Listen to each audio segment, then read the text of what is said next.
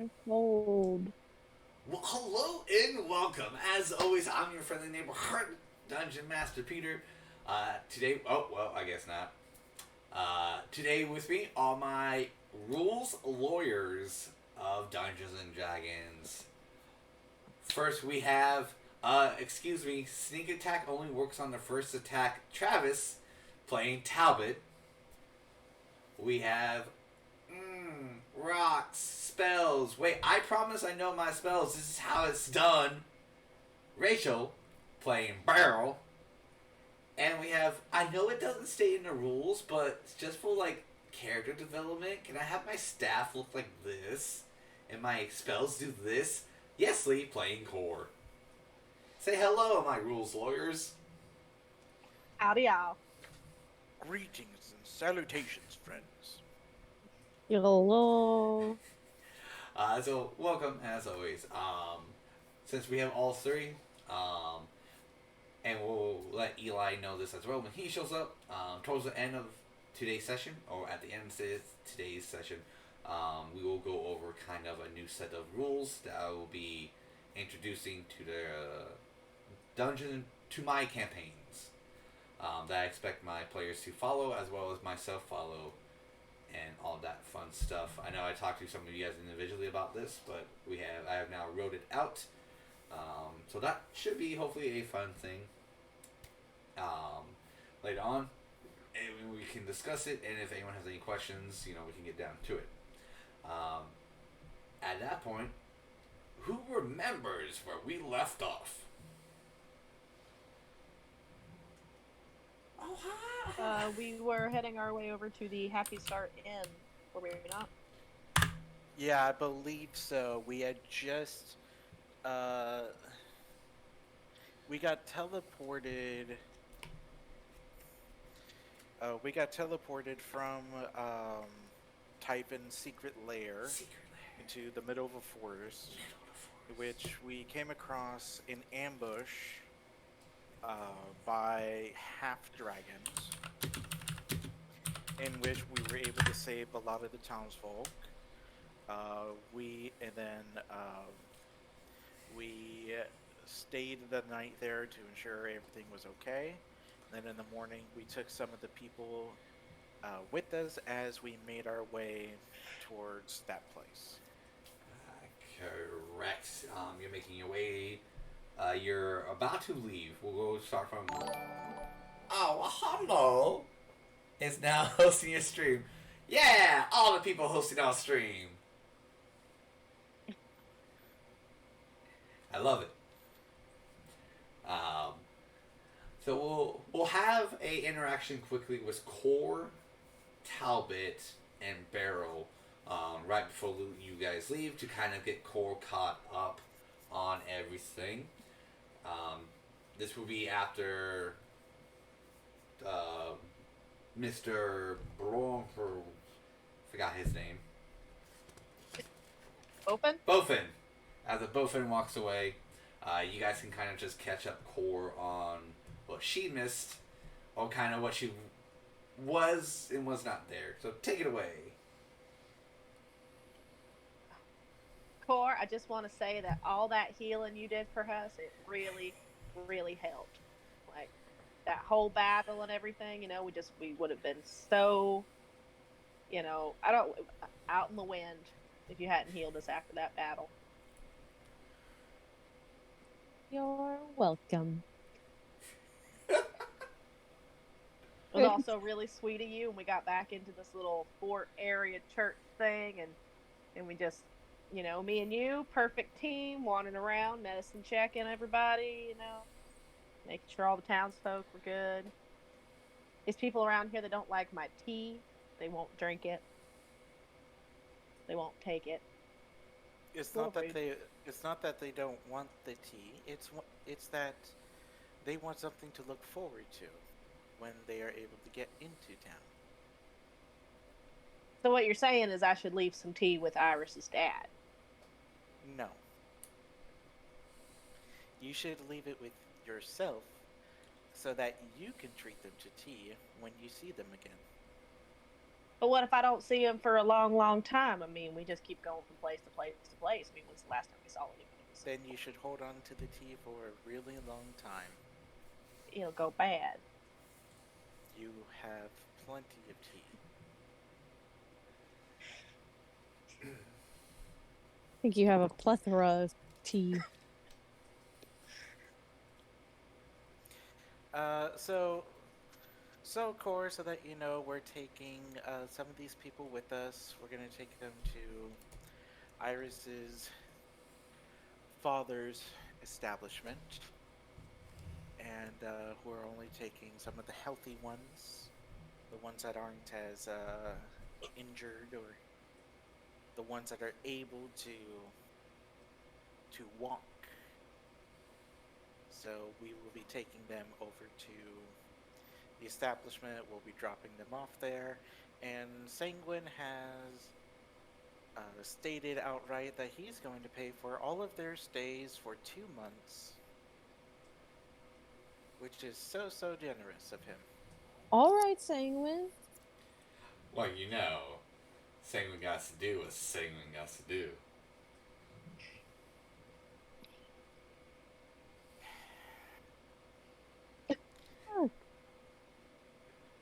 Oh, wait. This is the most disgusted face I've ever seen you make at that dog. Right?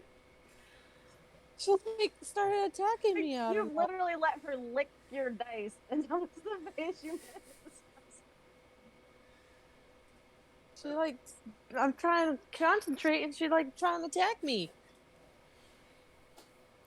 Oh wait. So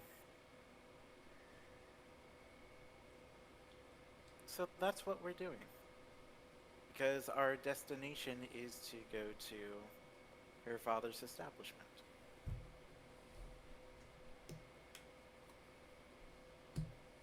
Right.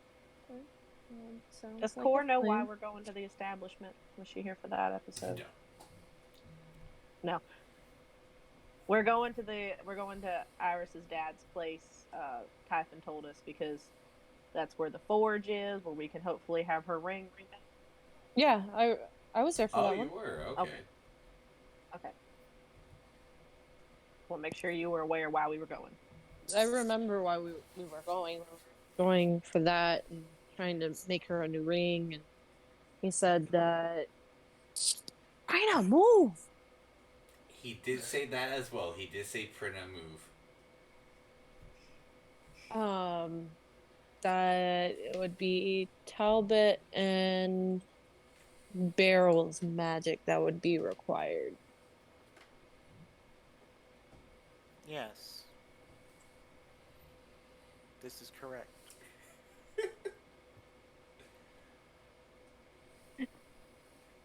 Woo! So, yeah. Well, I know that earlier you had mentioned you wanted to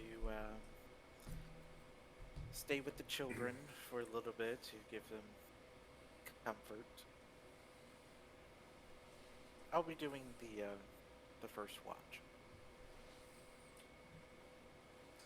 You're gonna do the first watch? Yeah. Should we do it in pairs? No, let's just do it one at a time. We don't have enough for pairs. Well, I mean, we got Senguine. No, I'll take the first one, and then I'll come grab you, Beryl, and then you can take the next one. Does anyone remember how long I said it would take to get there?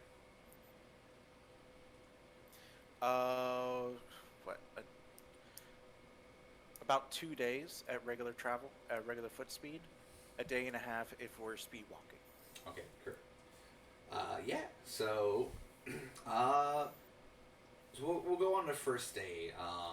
So I'm assuming marching order will probably be Senguine up front, followed by Talbot in the middle, and maybe Core and Beryl in the back.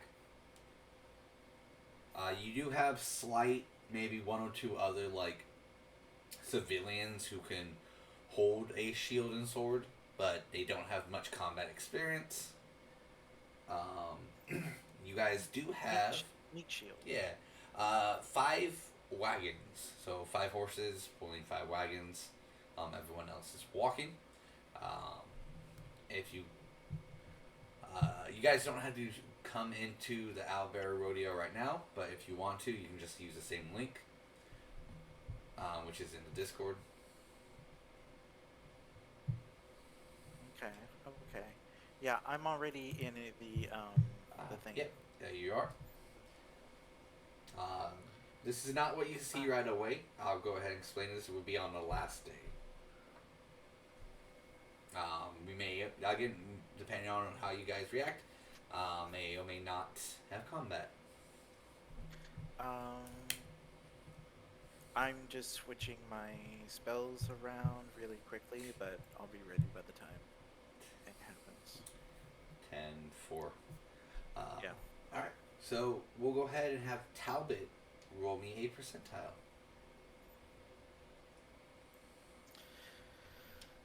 Okay. Percentile.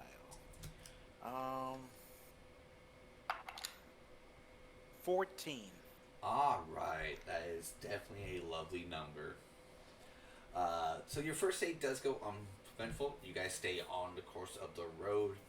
Everyone keeps a nice little pace. You don't, once you leave town, you don't see anyone on the roads. It seems barren and dead, which is slightly relieving, but slightly terrifying at the same time.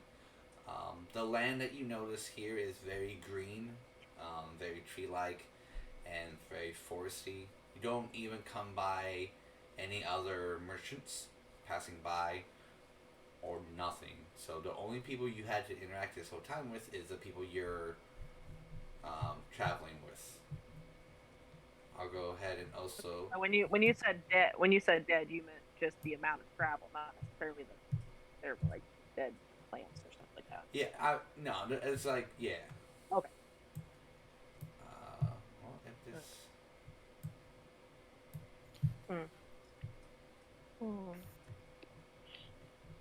Go ahead and get your little tokens out.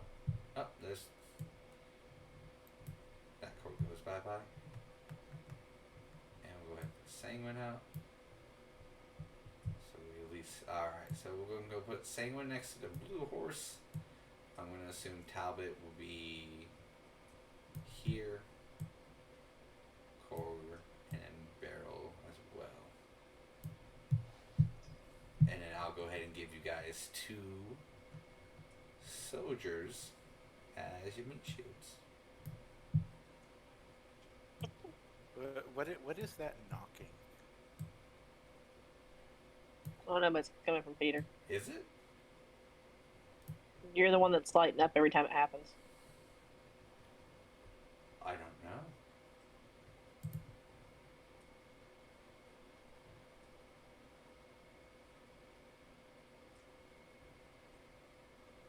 If it happens again, let me know.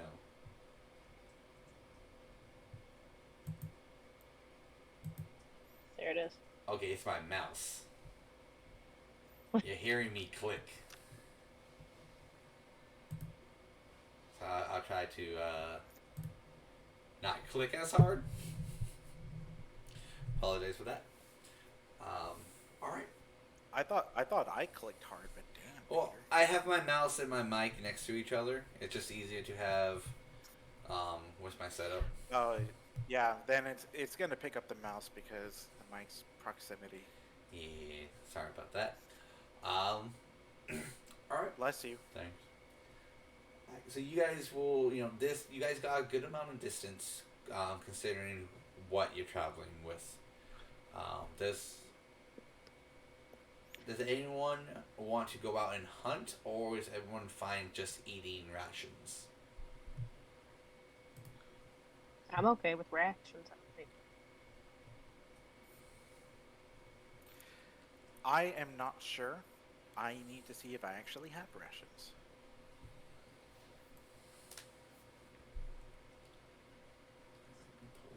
Well, didn't they give us rations when they sent us out? They gave as much as they could.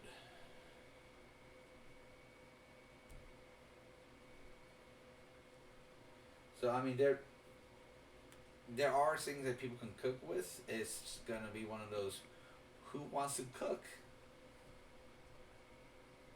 I will have to. Arrow cooks. I will have to do some hunting, as I do not have any rations. All right. So the traveling companions did have enough food. It would just be spreading it out a little bit thin. They were already gonna have to do that as it is, so including one more mouth ain't gonna be a big deal. So whoever wants to do the cooking, go ahead and roll me your profession check. Hopefully someone has profession cooking. I don't have a profession of cooking, but Beryl has done a lot of cooking for this campaign. Peter, there is no such thing as profession cooking. I realize that. What about survival? I was gonna get to that, Travis. I was just hoping someone would be like, "Oh, you mean a survival check?" I got that. Rules lawyer Travis. I mean, valid. It's gonna be 16. All right. So no one's gonna find a stray rock in their soup. That's not true. I put salt in my food. Oh god. They all choke and die. They're demons. They can't have souls. Alright, so with a nice little meal, everyone does line up and get their food, they chit chat and everything. Morale is at a neutral point right now. You guys can raise it if you want. If you do so, tell me how. You don't have to, so if you don't want to keep their morale at a neutral, you can. How we want to raise morale? If you want to. They are pretty much refugees right now. They don't have a home. Well, I haven't got done picking my spells yet. That's fine. Give me half a second. I have something I would like to do. We can say this is, you're cooking at this current moment.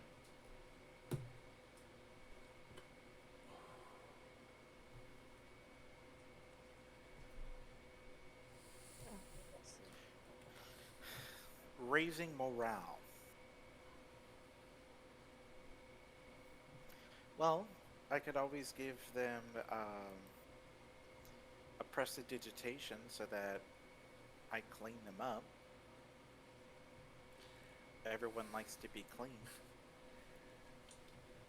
It's true. Are you gonna have like a little come to me if you want to be clean sign?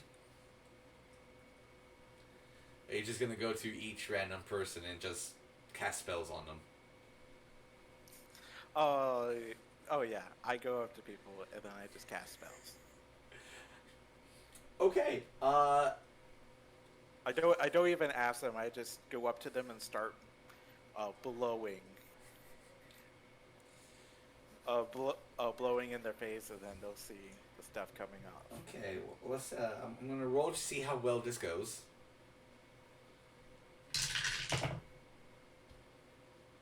Travis, you're muted. I know. Oh, I no. saw you talking and didn't hear anything. I'm also streaming, so I'm muting to talk to chat. Oh, okay. That is a.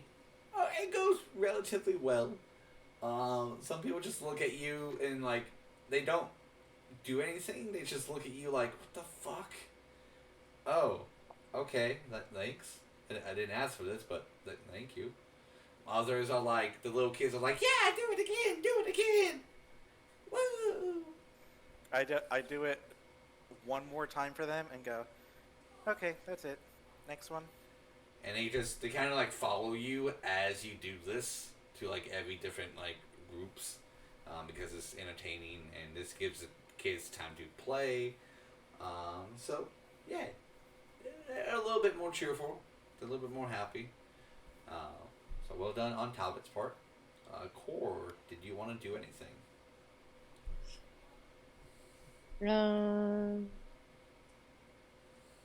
Come back to me. My computer's acting up. Beryl!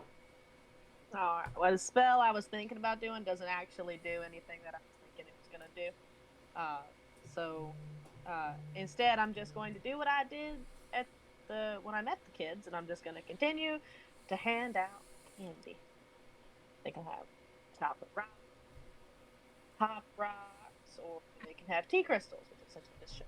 They'll take, their candy when they're able to and everything, and they like the sweets you give them. So, yeah. Alright, well, coming back to... I was gonna try to do calm emotions. It doesn't actually do anything but making people happy, so.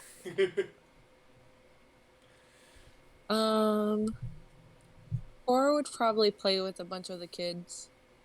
And like help out wherever she can, talking to people. And I think she would sing a song. Alright. What kind of song? It'll be more like a melody, kind of like the one that her mom used to sing her. Alright. Can you roll me a performance? Or if you don't have that, it would just be a charisma. Can we ask Senguine to regale the older children with tales of his swashbuckling adventures? I'm sure Senguine has a lot of those. I got a Oh god, is it mine just 17. A 17. Core. Yeah. I don't know if this is the first time you singing, whatnot, but it is fantastic. It is lovely. 17 is good. So well done. Do you sing it in your own language, or do you kind of do common? Or if you know Inferno, do you sing it in Inferno? She would actually sing it in Sylvan. Okay. Alright. So they do appreciate it, and it's a nice little break for them to kind of just listen to some music. Some of them do start. Well, actually, let's see if any of them start dancing. They do start dancing.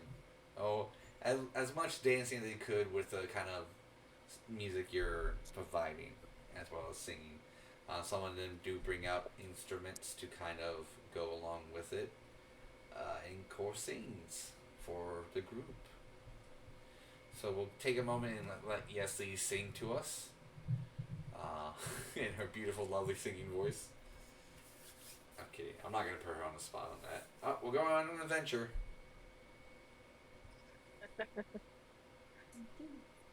Okay. We're like little doggies. When we hear the doorbell, we run to it. Okay. And we're going on a trip in our favorite rocket ship. Alright. And same one, portrays and alright, so the first night and day goes really well. The morale is up a bit. The kids are happy. The parents or whoever are looking after these kids are happy that they're actually able to enjoy this moment, even though just a few hours ago they had to suffer a very devastating loss. That being said, who takes the first watch again? So we have Talbot and Beryl. So we'll have... Beryl, you're muted. I was just going to let her go. I was going to say, I wasn't sure what we were doing, because Talbot did a perception for the one. We never went to anybody else, so I wasn't sure if you were moving on to the next person, or if we were just going to start back with Talbot. Oh, sorry. Talbot, what is your perception? Wait, did you do a perception? No. Oh, okay. The 14 was a percentile. Oh, okay. And Talbot's taking first watch, so it's going to be Talbot, Beryl, Core. Okay. Also, I'm picking my spells for the day. Yeah.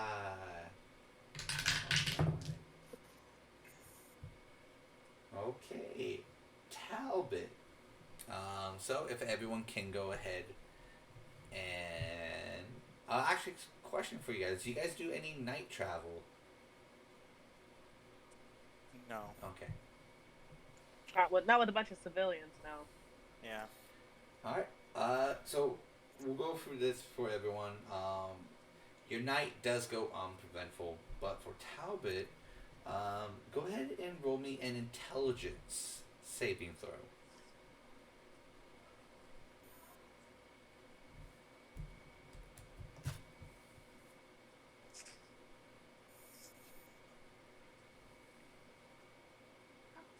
All right. Is that who I think it is? So I gain advantage for intelligence savings throw. It's a racial ability for being Vedokin. Your ho.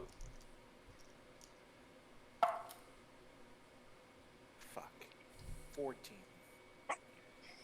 Okay. Before I give you an answer, I do love how Senguine always comes in dark and then he lights up. Yeah, it's because he's angelic, bro. He's a star. Some music going now. We do love them. It's a on my camera. I don't know why I have to turn it off every time. It's okay. So Talbot, as you're kind of, just taking the first watch, making sure everyone's okay, you get a sense of a chill going down your spine. Not a cold chill, but a magical chill. But it only lasts for a brief moment and then suddenly goes away.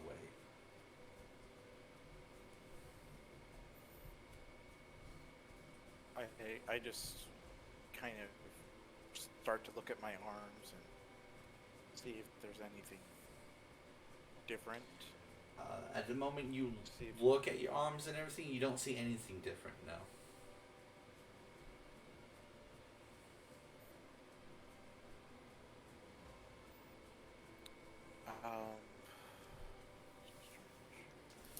All right. I don't do anything. I don't do anything else, but I keep note of it. Okay. We'll go. Before we continue, if since we only have one of the original person to do Senguine's intro, Yeslie, if you would like to do Senguine's intro along with Travis, you guys are more than welcome to. And Rachel. Well, it was you and Kyle at first. Well, it's all of us now. All We're right. a unit. Everyone, give Senguine his intro. Oh my God! God! It's We love you, and we miss you.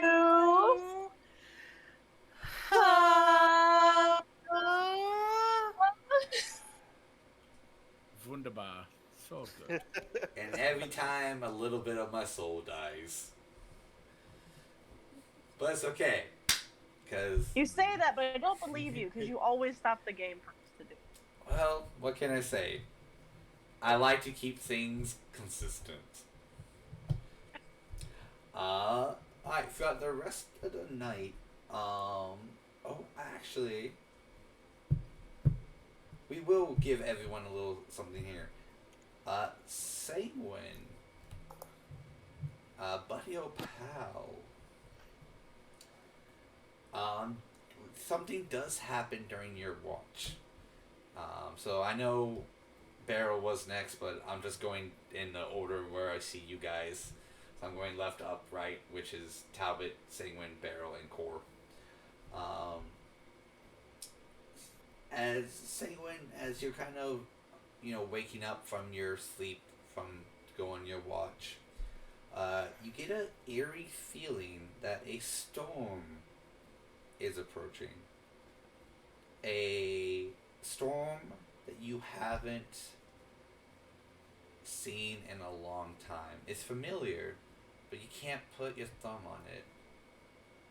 But you know that if it is possibly a storm that you can think of, you don't want to hear what comes before the storm. Because if you do, you know that what comes after that noise is something that you may not be able to stop.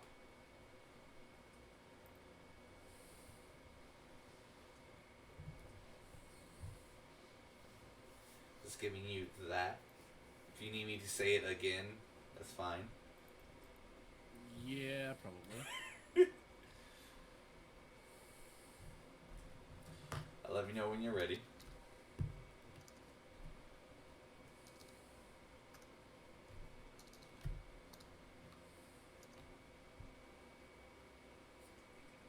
Okay.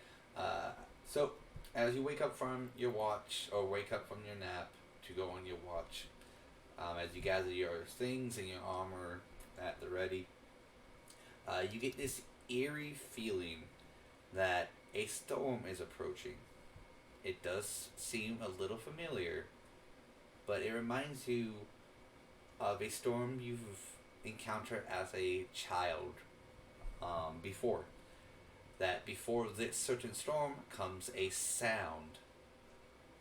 And if you hear the sound, fear will take over, and what will come after it is something that even at your current state you may not be able to stop. Unless you are smart enough to stop it.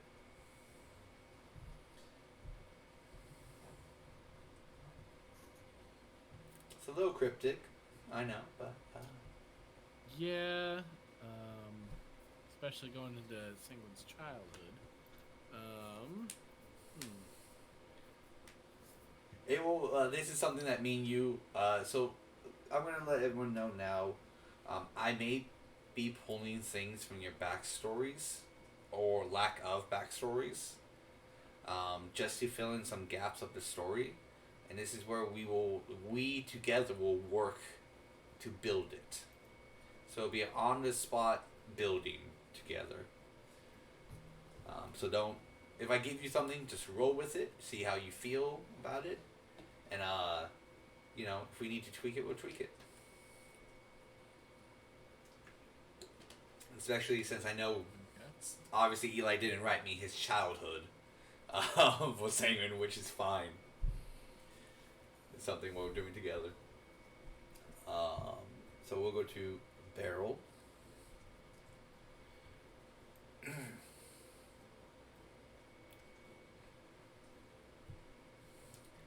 Perception check. No, actually, this is just gonna be a nice little ease going as Beryl wakes up.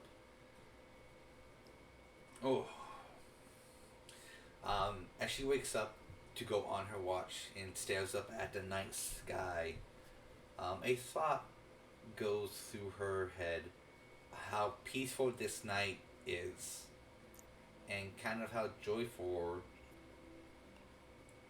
it became, even though a horrific event just happened. And that Beryl, as always, is trying to just make the most of what she has dealt with. And a smile arises on her face because she knows that everything will work out in the end. That is a little flavor for Beryl. Small and easy.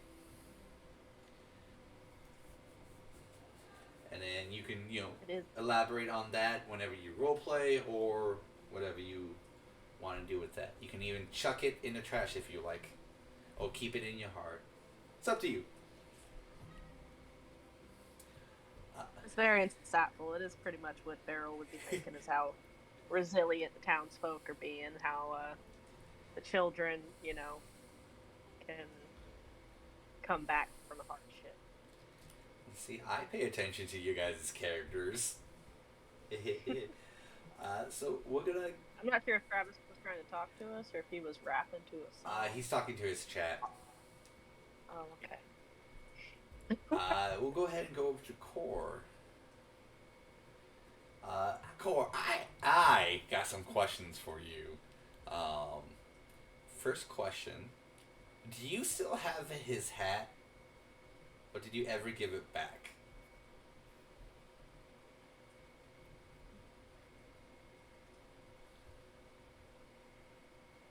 I think she gave it back to him. So you still have the hat.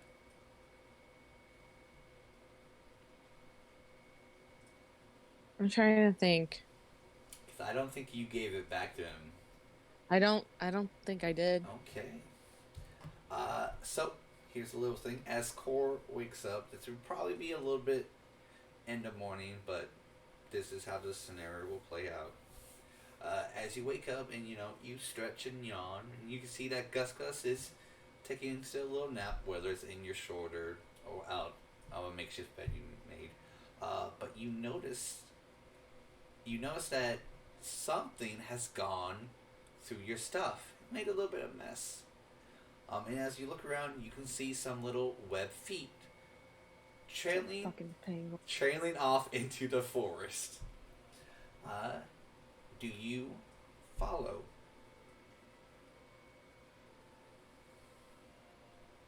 Yeah. Okay. Fucking penguin going through the shit. So as you get up and you notice that everyone else is just doing a thing. You don't want to disturb them, so you make your way. About, say, 5 minutes of just walking and being quiet. You start to hear these quacks, quack, quack, quack, quack. Do you continue to go at your pace, or do you want to stealth your way? I'd probably stealth, but probably not get too far because she sucks at fucking stealth. Oh, go ahead and roll me a stealth check. Actually, you know what? Oh no, I should probably save it. Hold on. Let me see. Let me see if I can do that. I don't know. Should I waste that on that?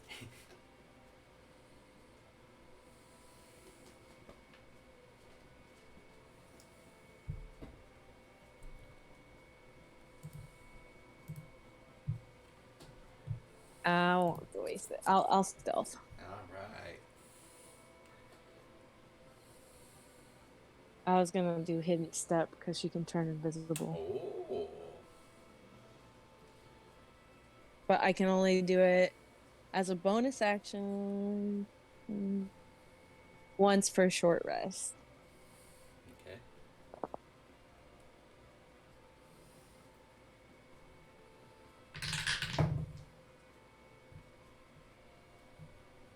10. Alright. So you start sussing, and you see a little opening inside this forest, and you see the penguin just looking forward. He still has his pirate getup from the ship on, and it looks like he's talking to someone. He's just consistently saying, "Quack quack, quack quack quack, quack quack." Do you move to a better angle, or do you approach the penguin? Better angle. Alright. As you get to a better angle, you can see that he has placed Eugene's hat onto a rock, and a little rune shines on that rock, projecting a little hologram of Eugene.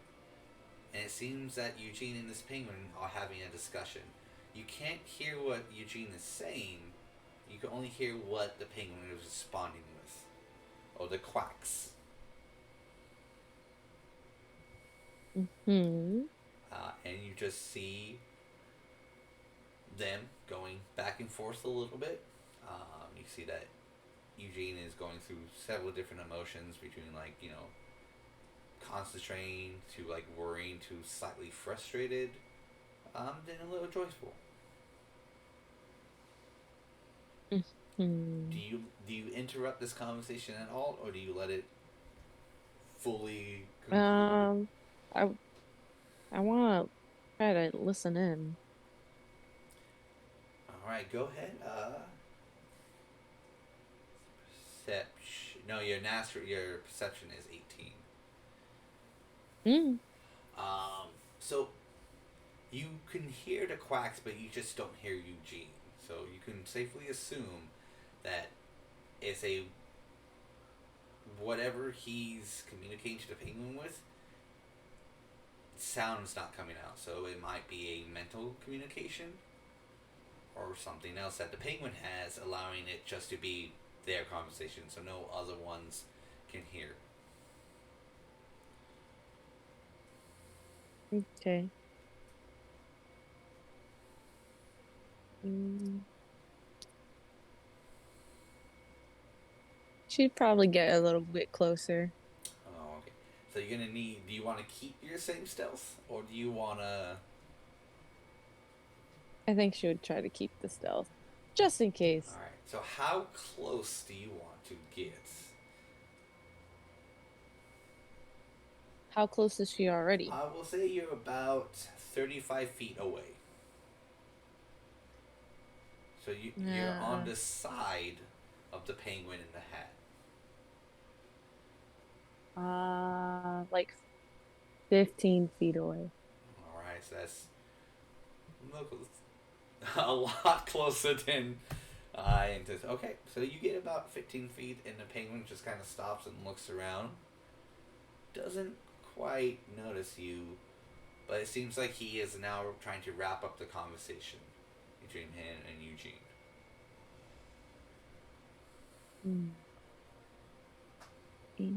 What do you want? Okay. She'll just pop up then. Alright.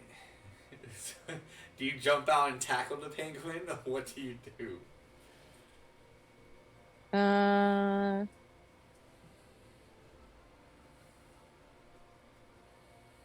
No, she won't tackle him because he's not doing nothing. I think she'll like, hey, what you doing? You see the penguin jump in the air, look at you in a very, like, sweaty manner, goes over to the hat slowly, turns off the rune, and then takes the hat and run. She'll chase after him. Alright, as you... Wait! do you try to grab the penguin at all? Yeah. Alright, roll me a grapple check.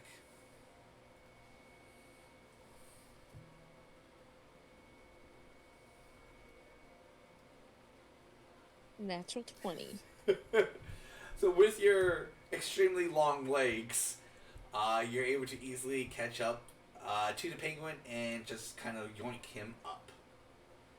And you turn him to face you, and he just, with the hat and his fin, he just looks at you like, quack! Like he doesn't know what's going on. Don't play stupid. What you doing? He rubs his tummy, quack, quack!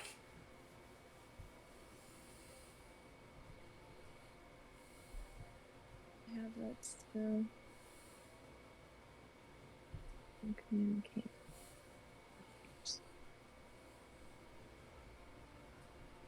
I don't have it. Prepare it. Thanks a lot.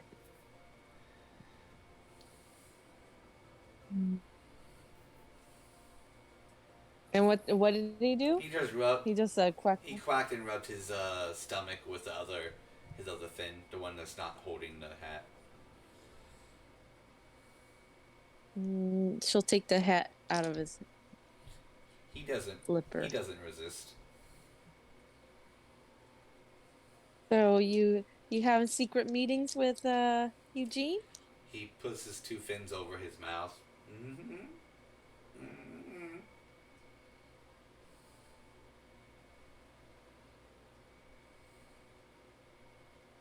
Not in the mood to talk. Mm.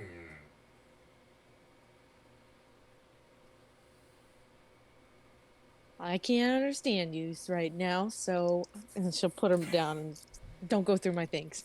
You. Give you a little arg, and then waddle away. She'll walk back. Really nothing she can do because she can't talk to him, really.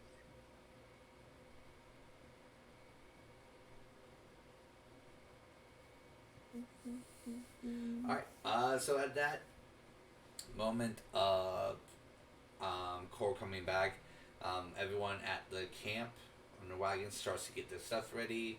morning arises, you guys will have some small breakfast if you need to prepare your spells. But everyone can see um, Core coming back with the penguin. If you want to do something with that, you can. If not, we'll just gather your things and be off for the day. Where did you find a penguin? I think it's the same one from the boat. I want to know how he got here. He follows me. Is he your familiar? No, wait. Wait. No, he belongs to that shifty wizard character. Oh, Eugene. Oh, belongs with Eugene. Okay, okay. Why is he so far from his master? Probably because his master don't trust us. He sometimes lends them to me. Oh, okay. Good enough for me. Does he do things for you? Other than annoy me? Sometimes. Sometimes he helps out. Sometimes he points the way to where we should be going. Interesting. Sometimes he acts as a bit of a guide. So he must be very familiar with these parts, yes?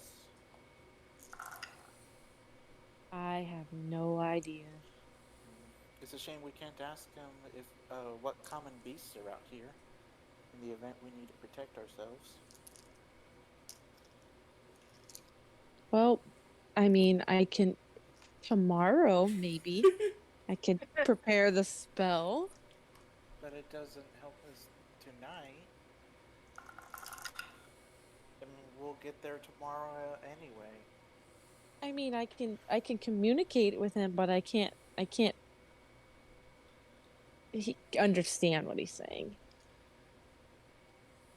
I just look at the penguin and I go, "Are there scary monsters in the woods?" Shake your head, yes or no.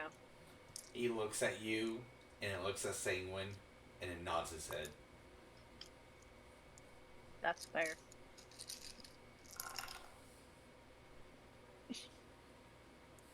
Okay, so just be on guard then.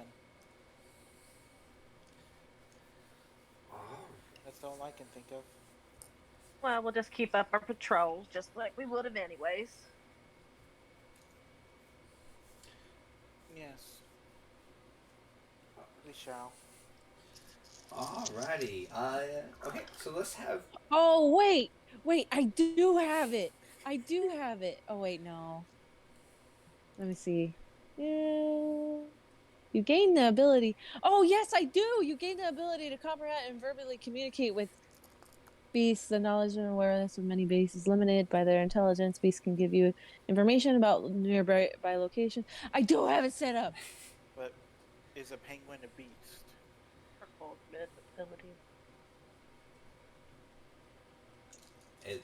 Is it speak with animal?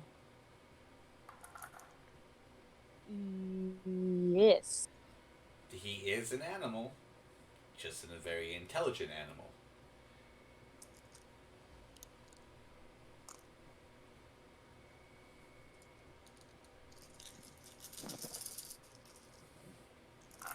So, are you gonna try to grab the penguin again? Tell me what you know. Do a grapple check. As you come out of nowhere and grab him, manhandle this poor penguin.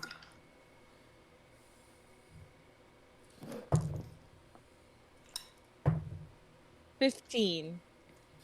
So as you know, you start talking. He's just like waddling, doing his own thing, looking around, and he doesn't see you come from behind and just grab him. And he looks very frightened as you turn him around and he sees you.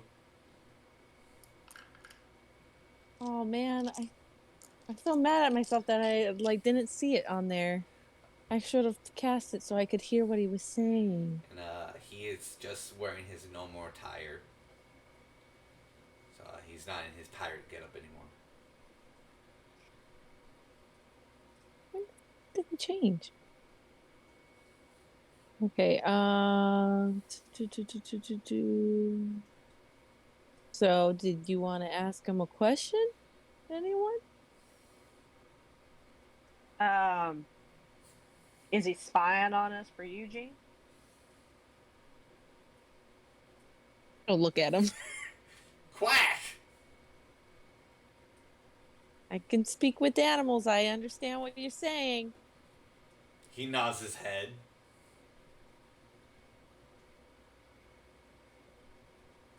As in, yes, you're spying on us, or Quack.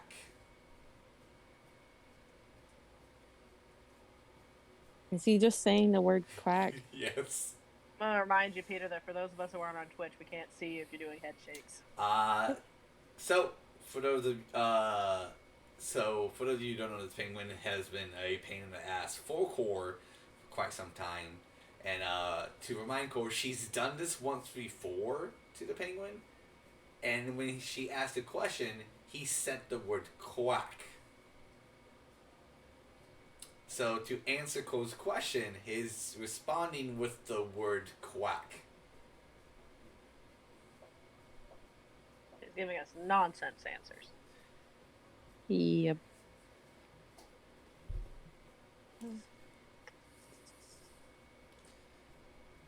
Well, I thought we were past this, man. sometimes, Core, animals just aren't intelligent enough to talk to. He gives Beryl the stink eye. Sometimes they only just know so many words, and this one obviously only knows the word quack. Well, penguins can be somewhat intelligent, especially when it comes to their survival. Depending on if they are a familiar or not, they could possess the intelligence of the one whom they follow, but that takes years of practice and training, and it is possible, but I'm not exactly sure about that. I think you just called Eugene stupid because this penguin only says one word. Oh, Eugene is very intelligent. Not by the looks of his penguin. So Core's the only one to understand the penguin, no matter what the penguin says. To the rest of you guys, he's just saying quack, correct? Yeah. Okay. So as the conversation's going on, he's speaking, he's saying quack, but to Core, the penguin just says, Eugene is quite intelligent. Well, why do you act so dumb? I don't. Y'all just don't understand me. I understand you right now. Yeah, because I'm, for the first time, communicating with you. Willingly. Why don't you willingly want to talk to me? Because you're fun to mess with. She's just gonna shake him. That's supposed to make penguins very sick. You probably shouldn't do that. He froze up a little bit. Yeah. I tried to tell you. Gus finds it funny too.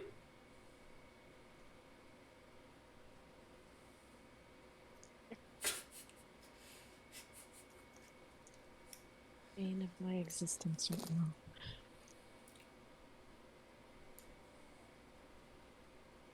So. Now, are you going to tell me what you were doing earlier? No. Why not? Because that's a conversation for me and my master. Plus, you're in the company of people we don't trust.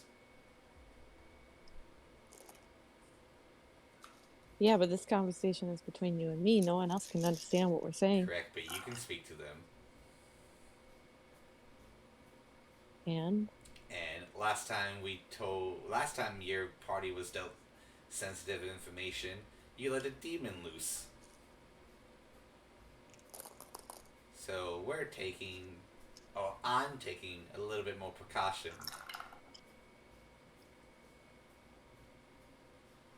right, whatever. To Beryl's question, what kind of dangers are we expected to see out here? Well, I think you know the answer to that. What? Just demons? Demons and dragons are your biggest worries out here. But I was always try to keep it wary what the sky may fall upon you.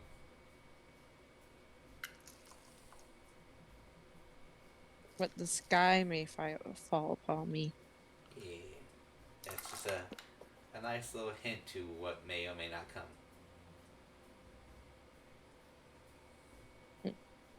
Interesting. Anybody else have any more questions? We didn't get an answer to the first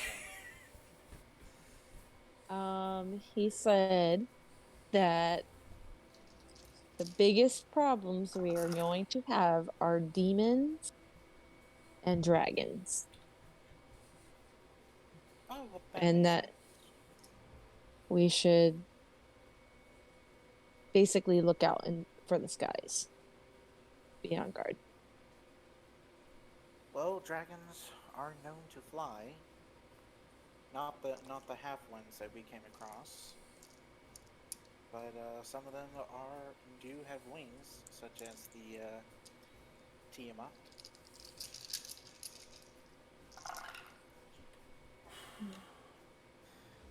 Any Okay. other questions? Want to ask him how long he's going to be staying with us? She looks at him He looks. because he knows she knows he can understand her. Yeah, but they don't know that. Well, what's your answer? Well, my answer is quacky quack quack quack quack. She throws him. Whee! He lands on his feet. You're not gonna get more information from him from that penguin. He walks away. Oh. Oh, okay. All right. Well, let's just keep moving. All right. So we're gonna do something different today.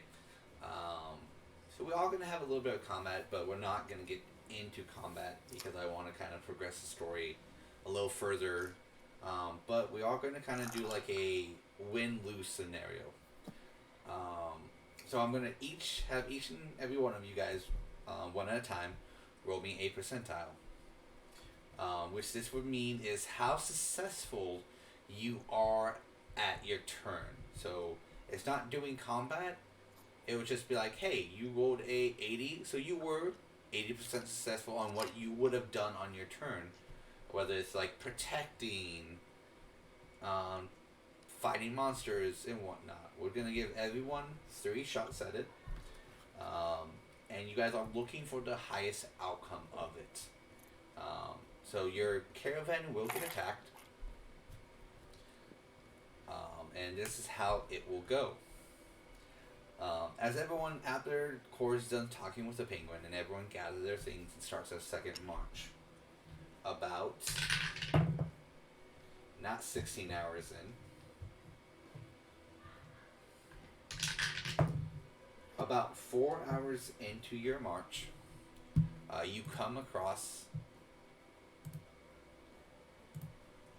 the location.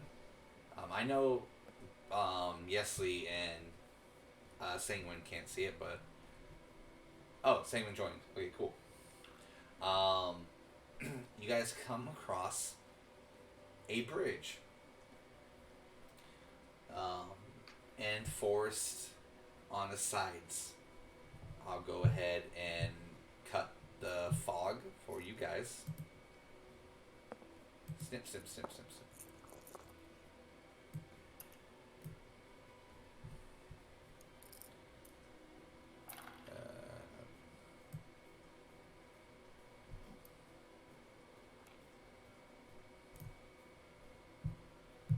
Simpson it.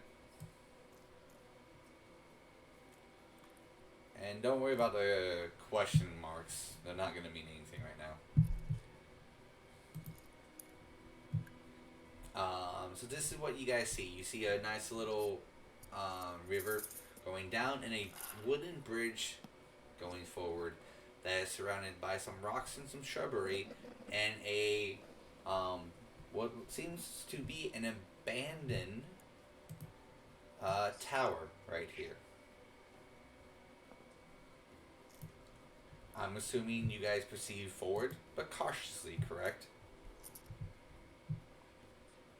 If Senguine uses his sense evil thing, does he feel anything? Are you going to use it, or would that's just like an asking? I'll use it. Okay. Yes, Senguine does feel quite a bit of evil in the forest surrounding them.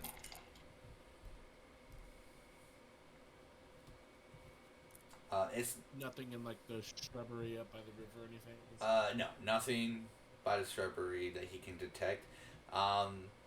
We'll say that each square is about 10 feet, so it is quite a bit of distance away.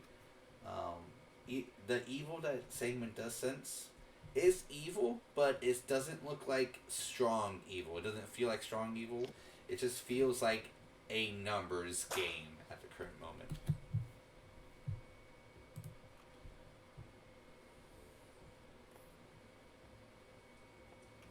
Senguine turns to the group and says, "Watch yourselves, everyone. There's something coming. There's maybe something in the woods."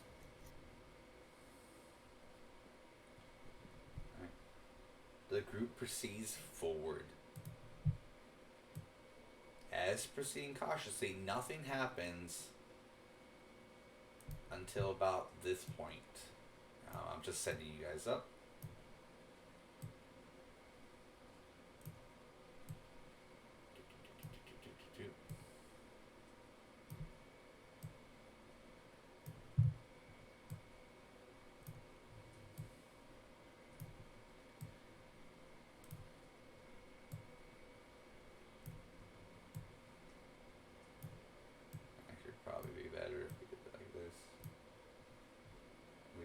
At a time. Alright, at this point, I know Core can see. Okay, everyone's in here. Cool. At this point, the group and the wagons gets ambushed by the things that attack the town. So some mains and some drenches. If you like to see what they look like, they are in the general chat.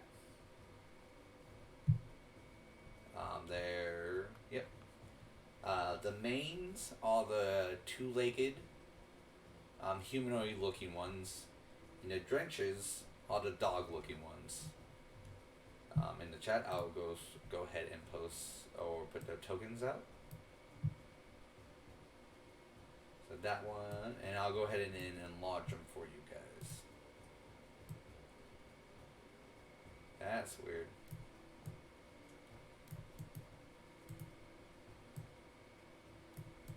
That is what is a drench. I don't know why that's doing that one. Let me go get a different one.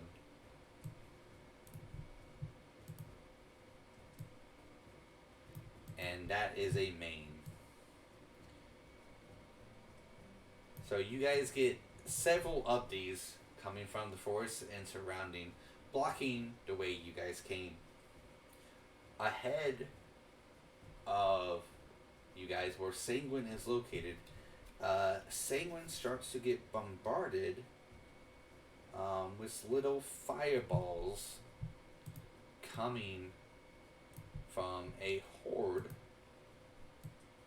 of imps. They came out of nowhere as though they would just appeared out of thin air. So as Talbot noticed it, Talbot recognizes that they were invisible this whole time. Using her knowledge, that's probably the magic she felt that one night that she got that little magical chill down her spine. To proceed to make sure it goes smoothly, I'm gonna have Talbot be the first one to roll me 3 percentiles. This is what would be your success rate.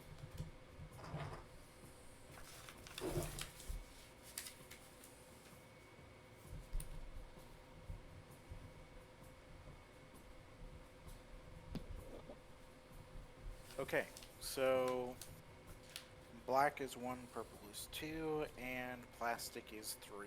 Right. Let's see, we're looking at a 21, a 28, and a 64. All right. Not bad. After Talbot, we'll go ahead and go with Senguine. Go ahead and roll me 3 percentiles.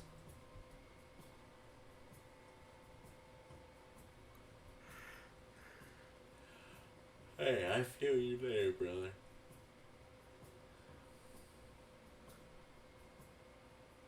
59, Love it. 34, Okay.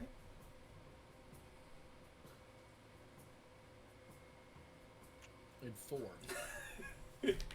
Hey, just like the members in the party right now. I like it. Beryl.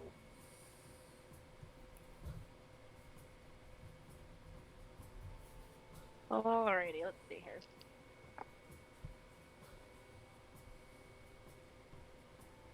I have 86, 35, and 26. And Core.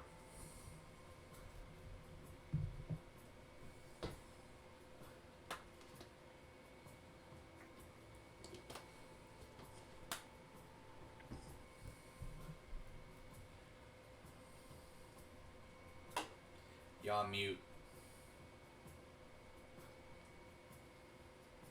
35 and then 74. And 76. Alright. So as you guys do your combats, everyone who kind of got below 50 starts to struggle a little bit, whether it's missing some attacks or just not being able to get the right advantage of AoE spells. And taking a little bit more damage than expected. Everyone who kind of got like the high 50s and up in that region are able to kind of just hit and kind of get a majority of their attacks. Throughout this battle, it does seem like the enemies are coming out ahead. It just doesn't seem to end. But out of to kind of before I continue to relate to you guys, these enemies do have a little bit of a purple glow, and a little bit of like purple eyes, bright purple eyes. So the flames are purple as well.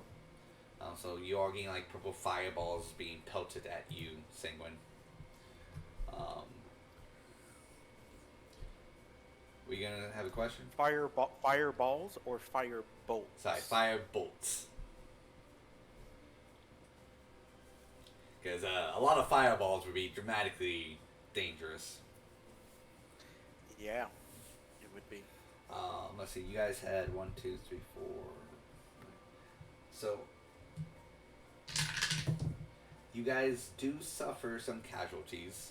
So some civilians did get killed, but not as much. So you guys did do really well on keeping them safe.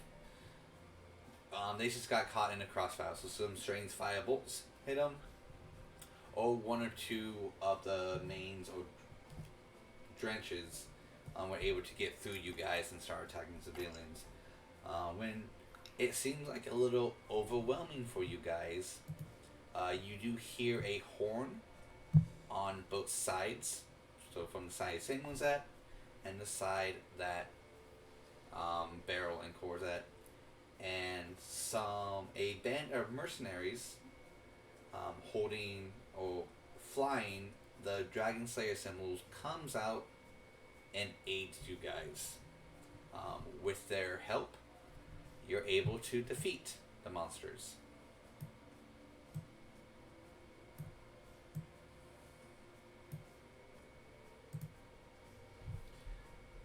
After that, they return to you guys.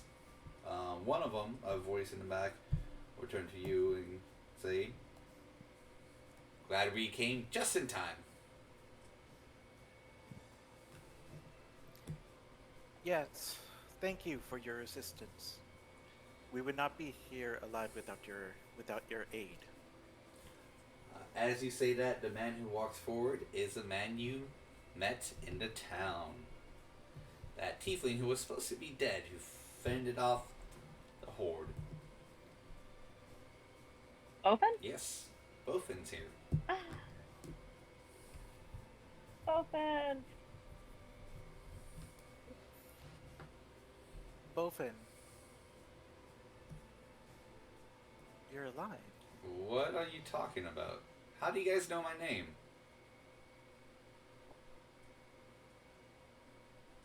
We were just at the town. What town? We helped you defeat the big demon. We took the villagers. And she kind of turns and she points to the villagers that are still with us. She goes, "We're taking them to the tavern." Oh, I actually forgot the tavern's name. Tavern is Rising Star, I think is. Old. No. Happy Start. Happy Star. Sorry. Called the Lucky Duck.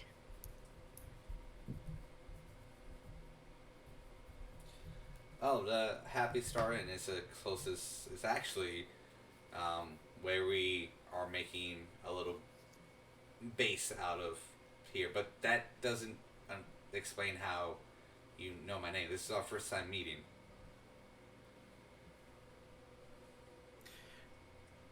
Question for you then: do you have a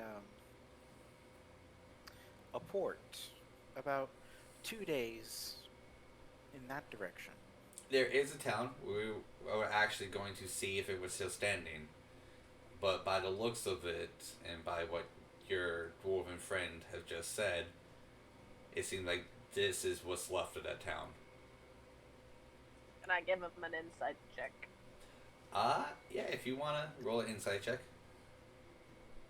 I want to see if he really doesn't recognize us or if he's bluffing because he's somebody pretending to be both and I didn't expect to see us. Oh, thank you, Joanna Bananas, for the follow. I like that, it rhymes. What's my plus for an insight check? That's gonna be 19. You feel like he is fully honest. This is the first time he's meeting you guys. Feel like he's fully honest about him being him. Yeah, he will say, "I am Bofin, Lieutenant of the Dragon Slayers. I lead scouting parties to make sure that the horde of green dragonborns don't go out of control, and we try to protect merchants that travel the road."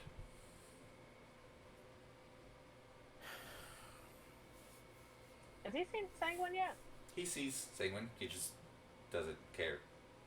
It seems like his conversation with you is more important than addressing Senguine.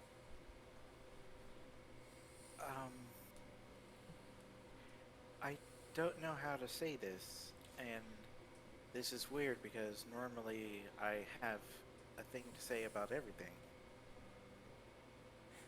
But there appears to be some magical mischief. Someone who we thought was Bofin, who looks exactly like Stop you it, Eli. and mimicked you, claimed to be you when we came to that port town. So, does a doppelganger that's trying to take my identity? There was You someone and who, your whole group. There was someone who definitely had 100% impersonation of you and your compatriots. who currently have 38 injured civilians that they were protecting. Well, Oh no. what? If that wasn't you, then who are they? Well, I would have to make a choice here. I can either ride my men to the town, or I can safely guard these folks to the camp. We're actually headed there anyway.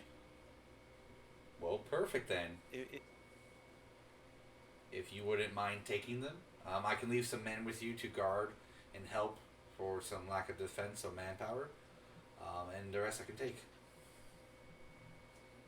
that would be most appreciated. Thank you. I haven't got you guys' names yet, or what should I call you? Talbot is my name. Pleasure to meet you. Beryl. Pleasure to meet you. I'm So Core. hungry. Pleasure to meet you. Senguine just stares at him incredulously. And pleasure to meet you too, sir. Senguine, don't be rude.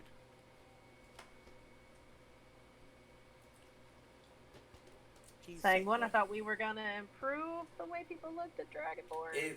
Is Sagan still flaunting his order symbols around? Oh. They Isn't are- blazoned on your armor, isn't it? Yeah, it's on his armor. Bovin just looks at it and doesn't say anything. Look, just here's the thing. I'm Senguine. Haven't had a whole lot of good experiences with dragon slayers. You can understand that, I'm sure. I don't know the full details of what's going on between my organization and yours, but at the current moment, I do not have time, nor the luxury to get into an argument with you, sir. Yeah, so here's the thing: is I don't even know what's going on with my order right now. Perfect. So we're on the same page there. I like it. However, like outside of the war between our two factions necessarily, not the greatest experiences so far. So, just want to be clear. This is why I have a lack of trust in you personally. That is perfectly fine. I don't expect you to have full trust in us. I saw that you were protecting our people, and that's good enough for me right now. So you won't have a bother from me and my men. But if what you say is true, we should get riding. I'll leave about 10 of my men with you guys so they can help you. I'm going to take the rest, and hopefully we can get to that town as soon as we can. Most appreciative. With haste. It's a specialty of ours, and he'll get on his horse and take what men he has left and start to ride off in that direction.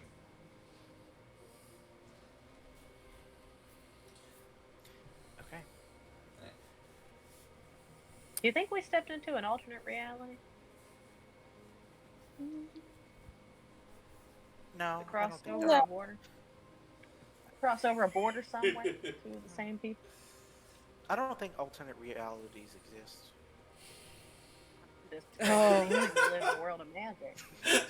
Oh, I can tell you stories.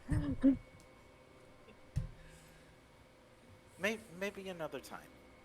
I was about to say, 2 of the party members have been to a different reality. The other 2 have no idea.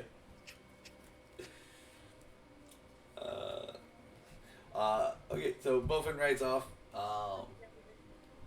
The 10 guards, 10 dragon slayers that stay behind, gather up the remainder folks that are still alive and kind of sort of leave what they don't need and take what they can.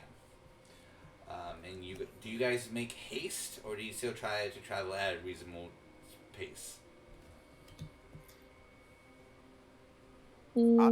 I As much would, as I would like to travel at haste, I don't know if civilians can do that, really. Because some of them I were already walking. I mean, I would say, considering the new information about an impersonating party that we had just met 2 days ago, I would say with haste to get to the camp as soon as possible. Ooh. We trust these new guys? What if the people we just met were the impersonators? Core, you're good with looking at people and judging them by their character, I assume. Would like to think so. What were your opinions of that interaction? He seemed to be forthright. I don't know much about what's going on, so I mean, I do agree with you. I think we should make haste. I think we still should be as cautious as possible, but the quicker we get to the location, the safer these people would be. How many hearts survived our little altercation? I think you guys were traveling with about what, 50 or 60? Uh, 50. 50? yeah, we took 50 people and we had 5 carts. That would have been 10 per cart, except that you said some people were walking. We'll say that you guys lost one card. Did we? How many civilians did we lose? Would they all fit in the carts now, or would there still be? So one card, so you guys lost 10 civilians.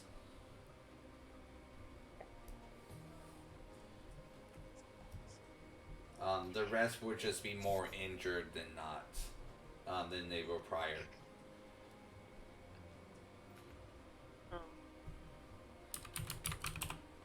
We can get everyone into the cart. And we're not walking. We can probably move with more haste. Yeah. Alright, so haste. Yeah. Alright, so as you guys move at a hasty speed, I want to make it a point, now that I understand what the invisibility was about.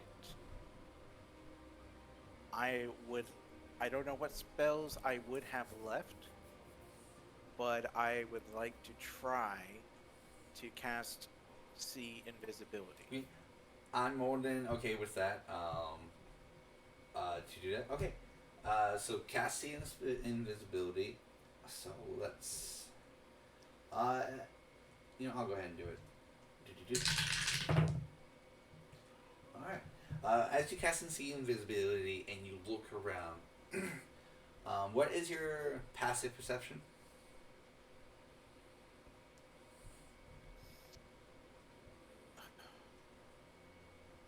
Sorry, I'm trying to look for it. Passive perception. 12. It's okay. Say 10 plus your wisdom mod, So right? you don't beat it, but I'll let you roll for it. Yeah. So you know that DC is higher than a 12.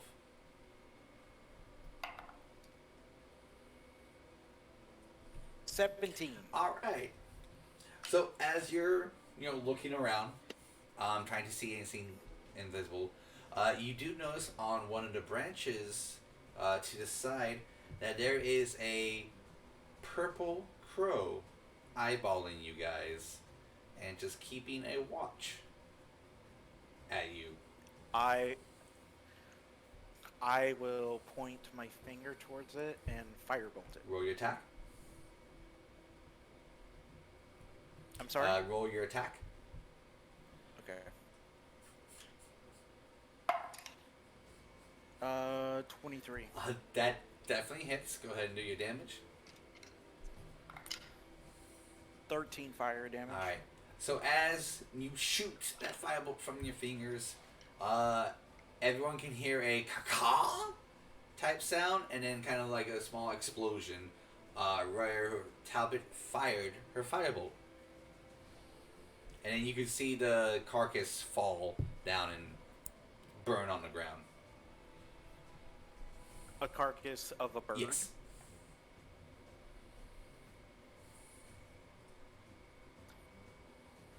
That crow had the same purple glow as the horde had when we were fighting. You're on mute, Beryl.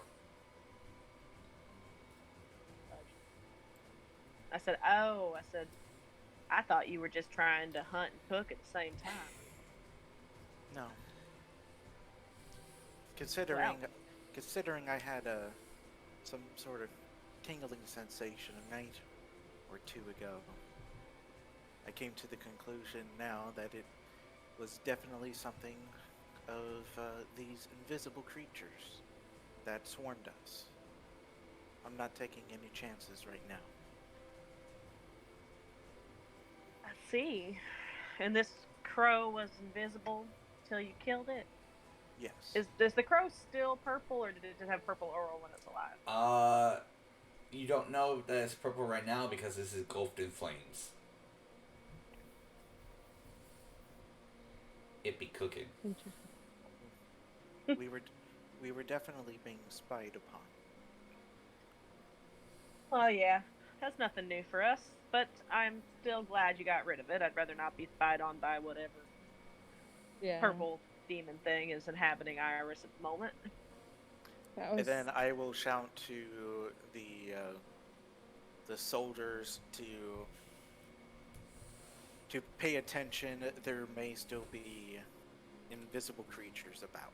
They will put their shields on their back and draw their swords and still try to help those who can walk a little bit quicker. They'll kind of... Watchers in the woods. Some of them will kind of like do like a makeshift armband using their shields to kind of just attach it to one of the wounded sides or cover some wagons or some spots in the wagons with shields. They'll do what they can with their shields. Yeah. Right, as you guys make haste, you do get to right outside of the Happy Star. I'm going to go ahead and change the picture. This is where you guys get to at the end of your travels. Give it time to load and let me know when y'all can see it. I can see it. I can see it. I can see it. I can see what's happening here. So you guys will go into... you'll kind of like rush into the middle of the section. Kind of where it looks like jousting. And all these tents are either other refugees or other dragon slayers. It looks... a lot of these tents also have wounded in it. And some food and everything like that. So don't... and some of them are merchants here as well. So as you guys pull up in your wagons and everything, some nurses come out. One just covered in blood. Goes... runs up. And what town are you guys from? Well, we're kind of new to the area, but we were just about 2 days away. We're traveling in east. Yeah. So we I were think 2 so. days to the west. I think so. Yeah. That general direction. Okay. So that's what we're about 2 days west of. We're new to the area. We don't really know the name of the town. We just got there. They were being attacked. Grabbed who we could. How many survivors do you have? Give or take about 40. Okay. 40. Well, right now that's the highest survivors we had from one town. So, any of you can heal or know medicine? Yeah. If you I can help with whatever you need. if you want to save lives, follow me, and don't expect to get any sleep tonight. Well, how many? Do we know how many spells we have after our battle? Because we may not have a whole lot of healing ourselves until this week. Don't have to worry about it. Okay. I'm a medicine master. I mean, Girl's not. you did have a part-time job with herbs. I did. An herbalist. So Beryl, does Senguine go and help where he can? Have we long rested since the town? Yes.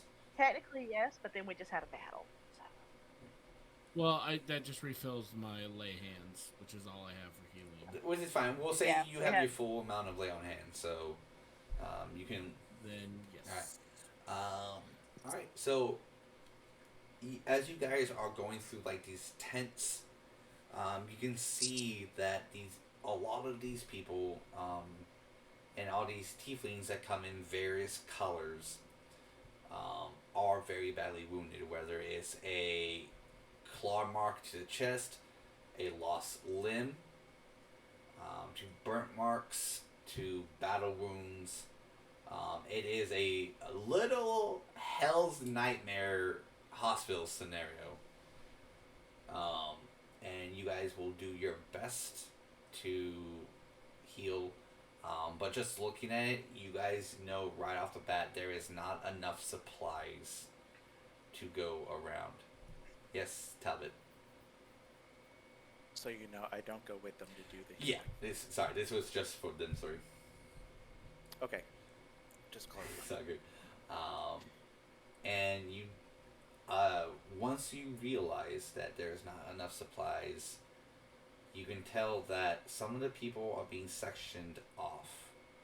That the more people who are, pretty much, you can safely assume they are being prioritized. Yeah, they're doing triage. And you can tell the worried face on the woman who came out and asked if you guys need medicine, because she's the one who's having to make the decision on who gets treated and who doesn't. And this goes from old to young to old to soldiers to civilians. And she just keeps making decision after decision. I think my doorbell just went off. Guys. No problem. So as you guys are treating these wounded, do you guys say anything? Do anything?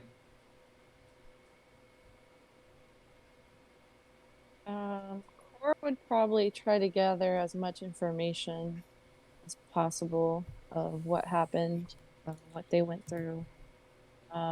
Trying to listen to their stories, know that they've been heard, but also, again, try to get information.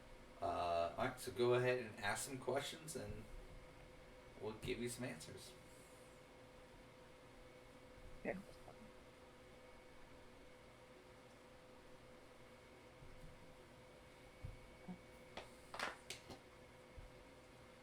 So she'll help a bunch of people out.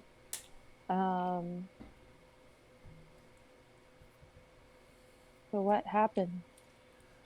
The first group will tell you that their town got attacked by demons in the night. Demons that just came out of nowhere with bright purple glowing eyes.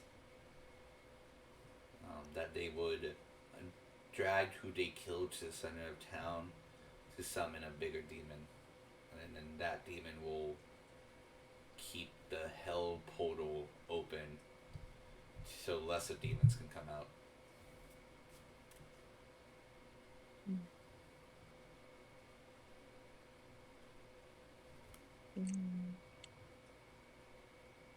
Wow. You said purple, you say. Correct, purple? Yes. Has something like this ever happened before in your history of living here? Or... The only thing we ever had to worry about were dragons. We never had to worry about demons or devils. Why is that?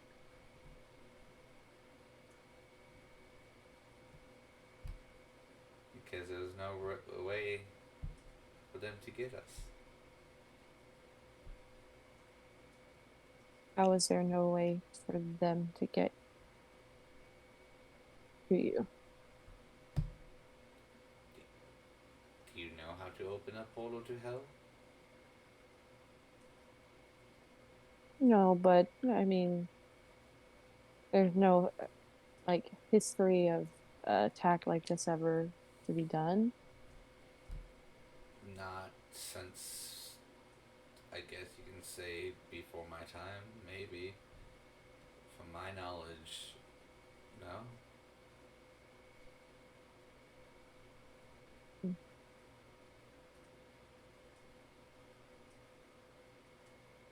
I'm very sorry this happened to you.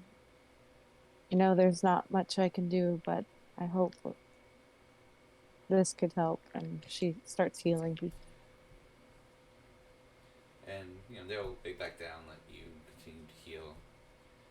Do you have another question? Does any of the three have any questions?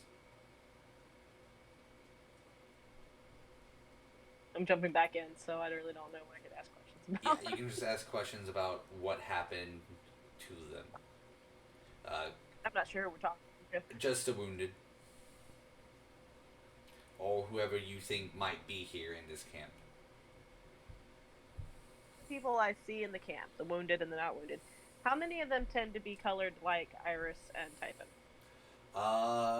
More so Iris, very less on Typhon. There's only two tieflings I know that actually have demons in them, and I'm not sure if there's a color differentiation. So, more looking for people who fit that color scale. Around here, most of these tieflings are kind of like light to dark, like earth tones. Some kind of have that like the summer colors to them. That kind of primarily goes for like males with that darker tones. The females have more of that like counterpart of it, but lighter colors to it. So we don't necessarily see a lot of blue to purple rolling around. Correct. You kind of see like a little bit of purple here and there, but like not Iris's purple. I would probably ask somebody. I want to find someone who maybe has visited beyond their hometown. Like if there's anyone here who has done more traveling than not. I recognize that a lot of these people probably have never left their home village until they had to come to this point.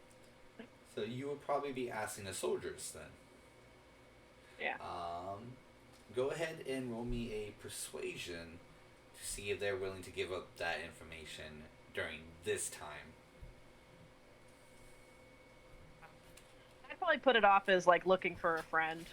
Like I'm looking for a friend. That's going to be persuasion 19. 18 plus 1. You find a group of soldiers just like surrounding like a barrel and a fire, like sitting on barrels in a fire, and they just look beat, tired.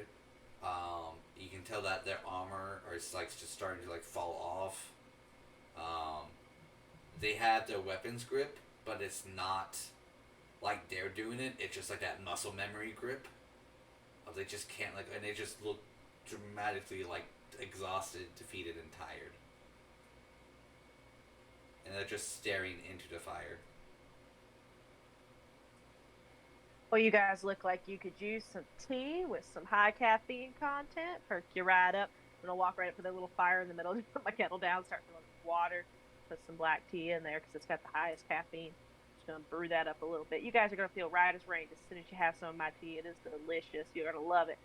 By the way, I was wondering. I'm looking for a friend of mine. Doesn't seem like there's a lot of tieflings around here that have the same skin tone as him. I was wondering if you guys had seen the blue tiefling anywhere. They look at you with kind of like the look of like slight anger but curiosity. I'm real worried about him. See, he's a fighter too, and with all the things going on, I thought I'd meet him here, but I don't see him. One will stand up, spit, and kind of like not too loud, but loud enough to make it warning. Like, are you talking about that traitorous Typhon? No. It's the only blue demon that lived around these parts. Oh. No, my friend's name is John.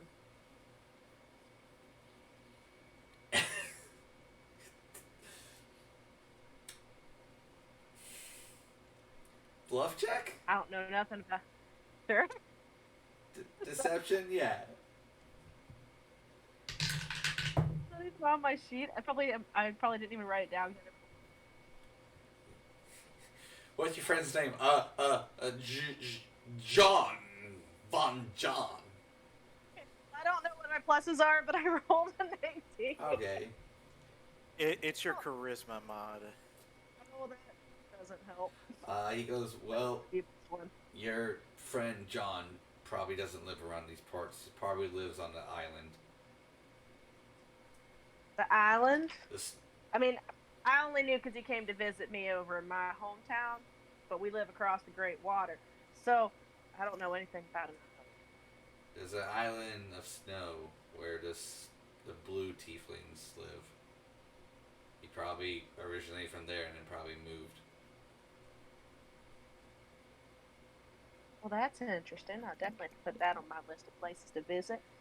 Well, thank you for that information, guys. It's gonna be hard to visit. You got icebergs and the weather. You have to know it's the secret sailing route to get there. So you probably have to find a You captain. guys- I don't suppose you know of anybody that does any trading with them, do you? You have to go to the next land over. Well, the next kingdom over, and from there you can find one of the port towns and probably take it. See. Well, thank you. Now, just so I don't get, I am a visitor, obviously. No horns. I don't want to get into trouble. Is there something I should know about this other blue demon, so I don't get people thinking I know him or am involved with him, or? Just be more forward and just say your friend John. It's probably what name he came up with when he left this land. Fucking John, what kind of name is that? Well, what's your name, friend? And he will speak his name in Inferno, which sounds like hellfire. Sanguine speaks Infernal. Fuck you, Senguine, calling me out on that. Let me put up a random generator. Or you don't want His just name is stick- Keith. It translates to Keith. What a loser. What a dumb name. Lucky I like you guys. You always knew you were a demon. Oh. Travis just left. He's laughing too much by Keith. Well, Keith is actually my dad's name. Oh, is it really? Yeah.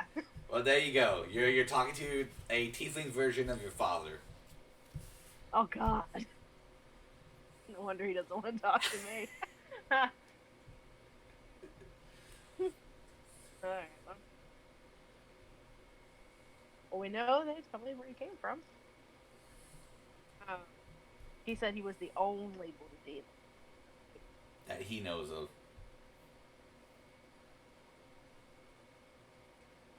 He's obviously not popular around here.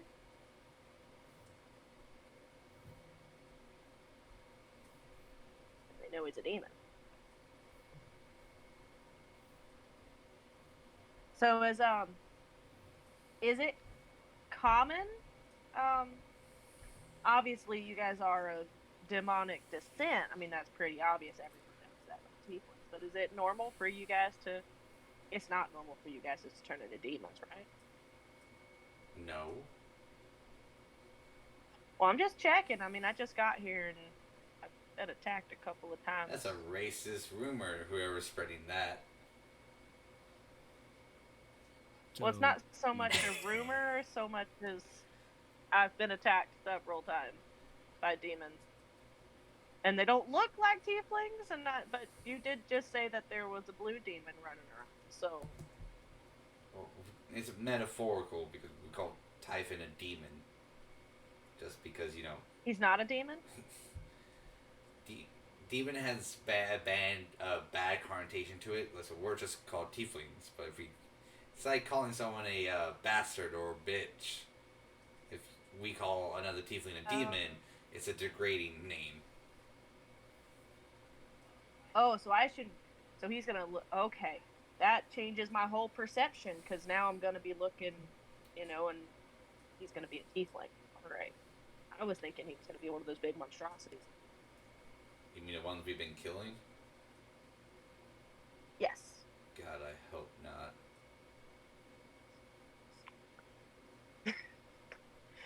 I'm gonna check on the tea. It's tea done. Yeah, the tea's on, and they'll drink it with you.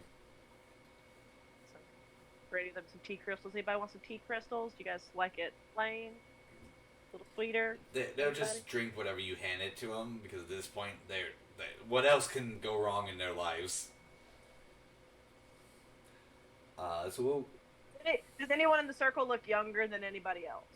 Who's the youngest looking one? Bobby. Bobby. I'm gonna hand Bobby some tea crystals. I'm gonna go like, here, try these. You're gonna like them. Believe me. He drinks them and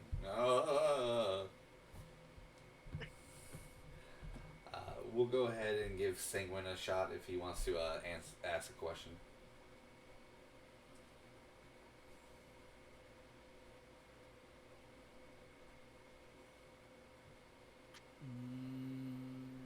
Can't really think of anything. Not a problem. Sounds good.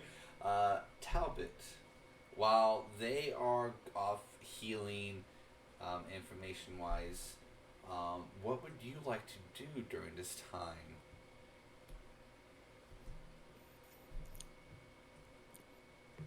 What I do, I pull up my compass Okay. and I see which building it points to. It points directly ahead, but as you know, that doesn't look like an inn, so it looks like you just gotta keep walking forward.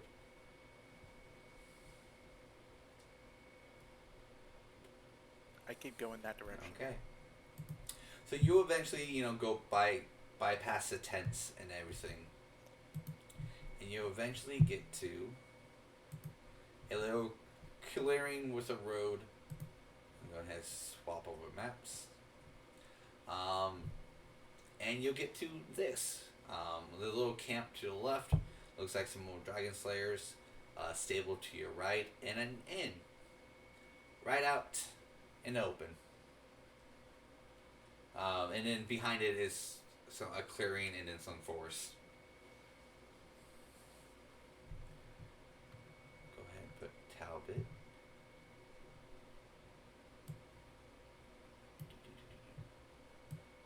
There you are, Talbot.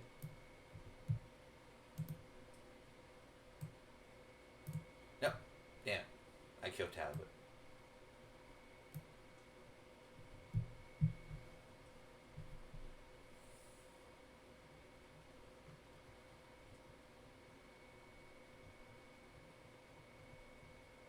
Go ahead and put some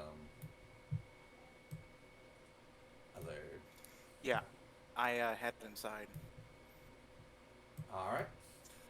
As you head inside, you can still see some people who look like they haven't been much affected by the chaos. It looks like more merchants. As you head inside, you see the beautiful wooden floor, a fireplace straight ahead with a carpet and two luxurious chairs and some bottle of wine and alcohol. A piano that is playing some very lovely music. Compatrons all around this inn, tavern. Bookshelf to the right where you can just grab a book and sit down and read. And a bar to your left. Left corner. I do have... Give me a second. Let me go ahead and add his little icon, because I did make one for him.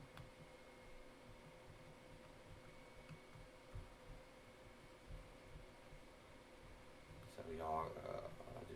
okay, well, I guess I need to add it. I thought I already added it. My apologies. Oh, there we go.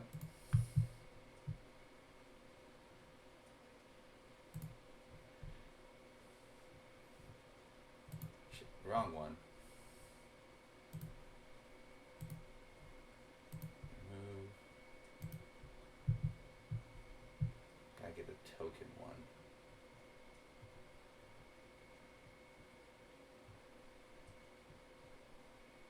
There we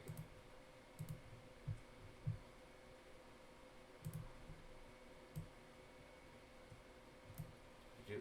Over here, in this corner, you see a little dark purple demon with some horns and some very like bright red stripes on his arms. And he's serving drinks to some patrons at the bar. There are some other tieflings who are workers at this establishment. They're also serving and whatnot. What do you do? There's also stairs to your left leading up.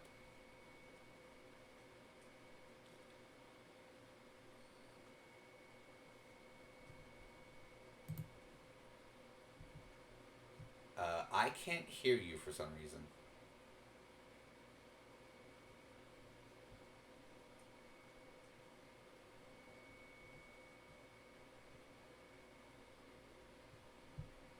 Can you hear me now? Yeah.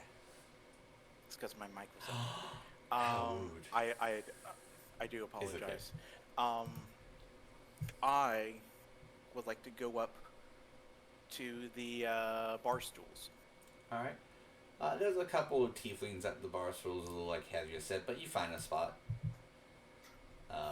The gentleman will come up and, what can I get for you this night?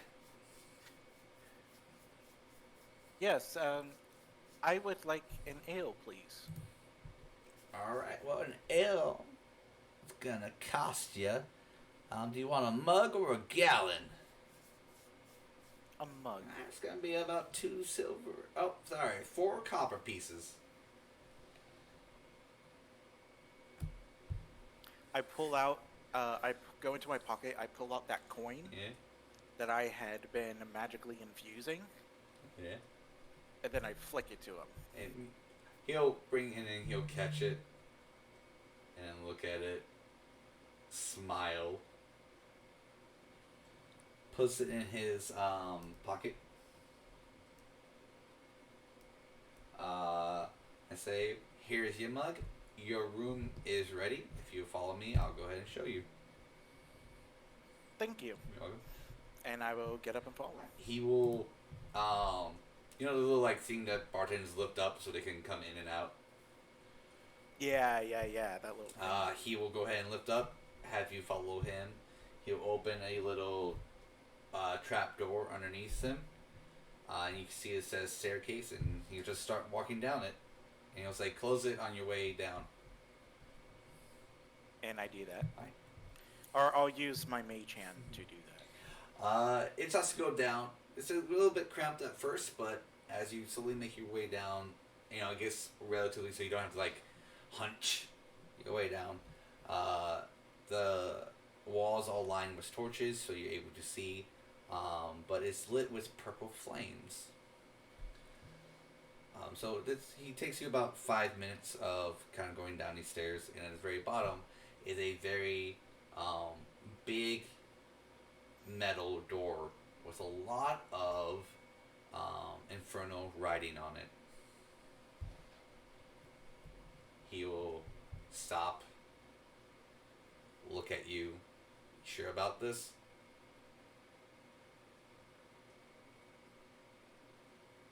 Yes. There's no returning back. No turning back. You could die. Can't anyone?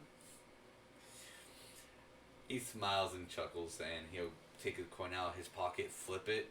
As it's in the air, he will cut his hand, have it land on the coin, speaks some infernal words, and then place the coin into a slot, like a little slot machine. The door would then suddenly glow, light up, and then magically disintegrate into ash. Alright, let's begin. As you see inside, the room is now lit with normal torchlight. and there at the very center of the room that dips down is a well of water. Just a little small body of water that, the well comes up to what would be about your waist to like midsection of your chest. But all around it, surrounding the wall, it just drawers. It seems like a bank has in its vault like security deposits boxes. That's just all those like little things that you can pull out into something, and just lines it. Each one has a infernal writing on it.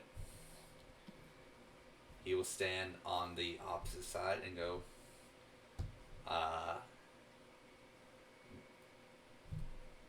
have you thought what you would want to create?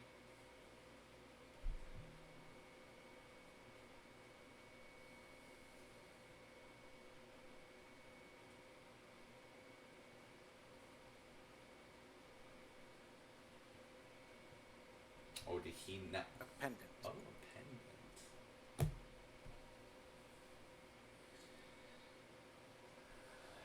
And your weapon of choice? Pulls out the wand. He asks, may I see it?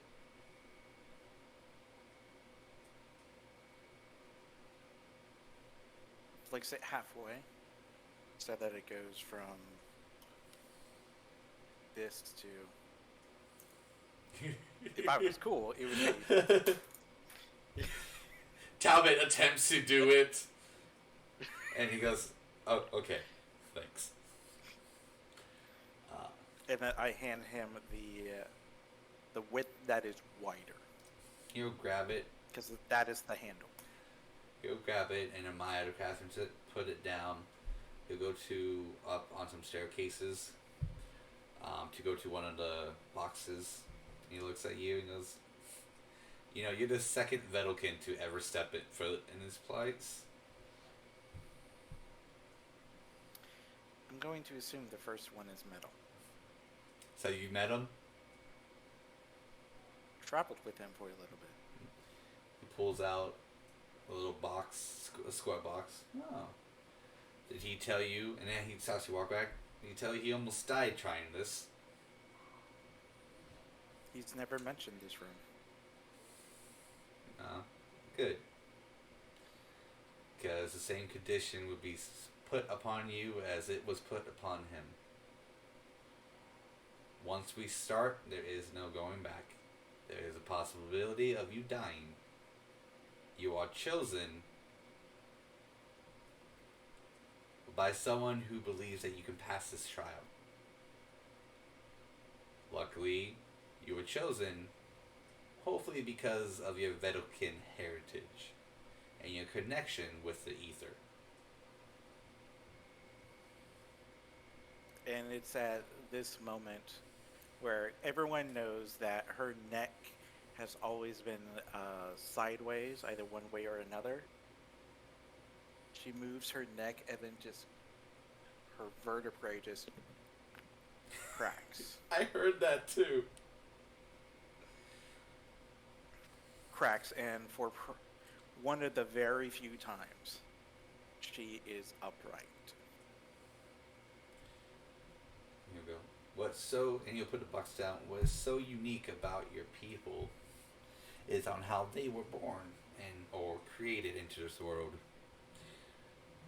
He'll grab a little key, start opening up the box. Do you know how your people came to be?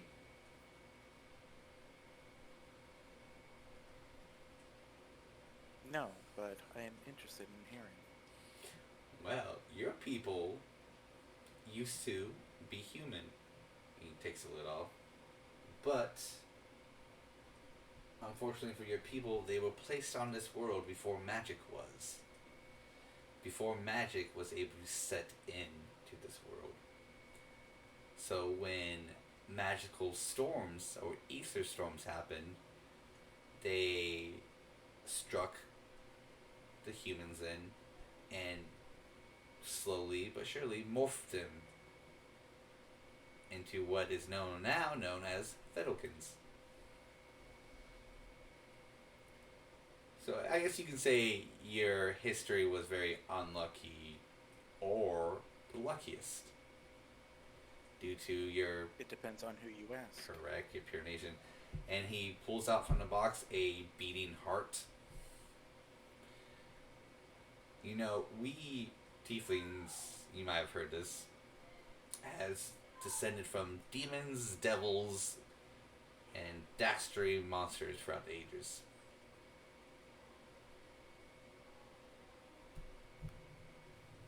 Hopefully you didn't. I think you guys froze.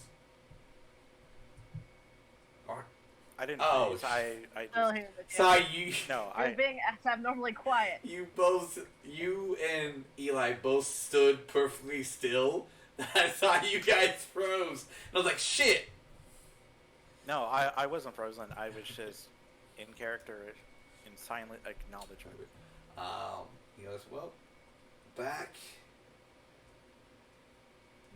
when the world was still fresh and filled with life, you Vedalkins actually helped the devils and formed their magic because of your curiosity. Granted, Vedalkins went all over the world and helped people understand what magic was. So they helped develop a lot of the magic you see today. But one of the forgotten magics is what you can do when you crush a devil's heart and have a Vedalkin make something new of it. So that's what we're gonna do. He puts the heart down. He takes your wand, breaks it in half, drops it into the pool, takes the heart, stabs it, drops that into the pool, and with all of that you can see it start to boil and turn black and blue, starts to swirl. He pulls out a little jar, a good sized jar, sets it next to you, twists it. You have one jarful of ether clay to reforge your wand and to create a pendant. If your connection is true to the ether, you will also be able to create a brand new school of magic. One that will only be particularly used for you and your bloodline. No other person in existence will be able to know your magic except for your blood.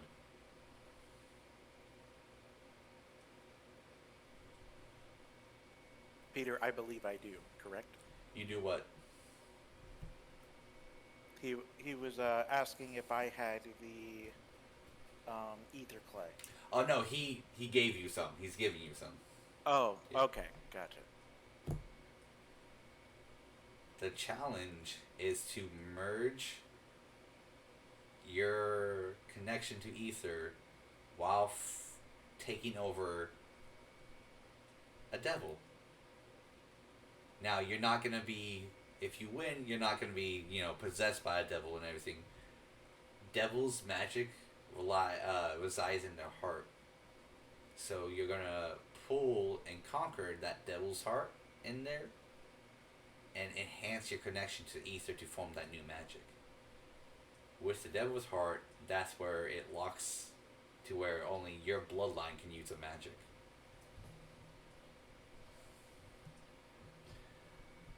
So metals, no one else can use soul magic except for metal in his blood.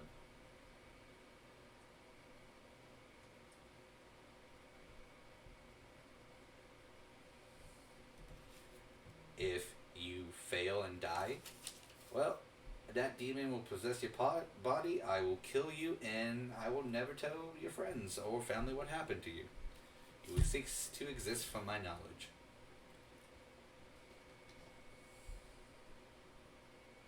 Well, let's hope we never get to that. So I'll give you 1 week. There is no food, water, or anything else down here. You have that clay and what you have on you.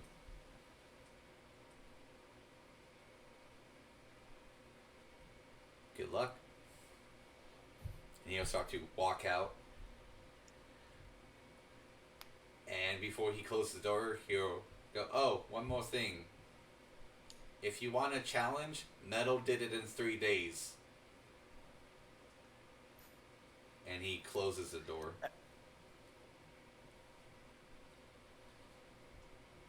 And he'll walk back up and...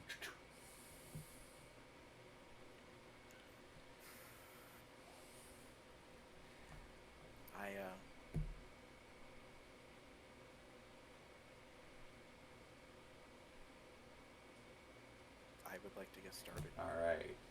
But before we have Talbot get started, we're going to go ahead and take our 15-minute break here. It's been 2 hours into our stream.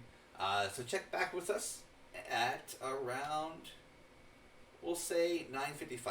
We'll get started and go for the remainder of the time. If our group wants to, do we want a 10 or 15-minute break?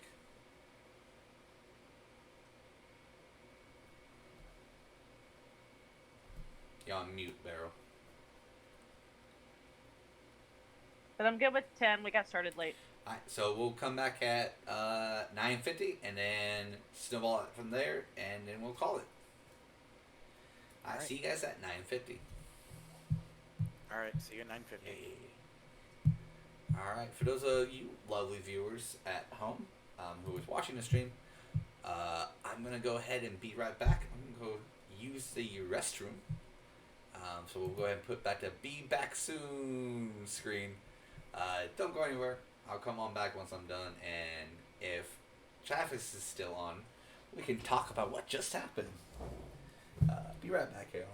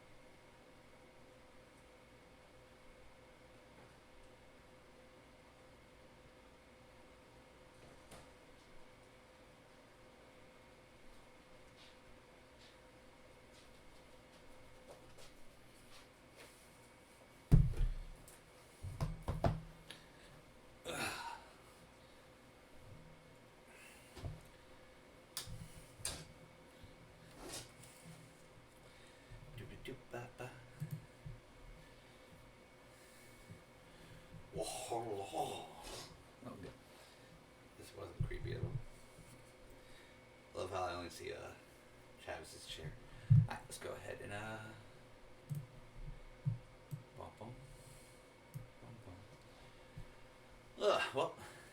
Oh crap, the recording kept going.